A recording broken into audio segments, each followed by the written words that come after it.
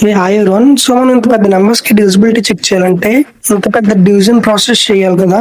But wait, మనం అసలు division చేయకుండా డివిజిబిలిటీ చెక్ చేయొచ్చు.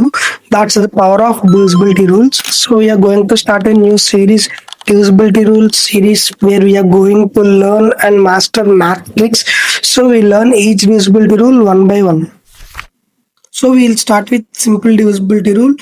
ఏంటంటే మనకి divisibility rule for 2. So divisibility rule 2 ఏంటంటే మనకి ఎనీ డిజిట్ నెంబర్, ఈ 2 digit, 3 digit, 4 digit, 5 digit, any digit number మనకి లాస్ట్ డిజిట్ ఏమి ఉండాలంటే ఈవెన్ ఉండాలంటే 0 కానీ 2 కానీ 4 కానీ 6 కానీ 8 కానీ ఇలా ఈవెన్ ఉంటే అది డివిజిబుల్ బై 2 అనమాట సింపుల్ గా. So will see with some examples. So see this example. మనకి ఎగ్జాంపుల్ లో లాస్ట్ డిజిట్ 4 కాబట్టి even divisible. In this example last digit odd, not divisible.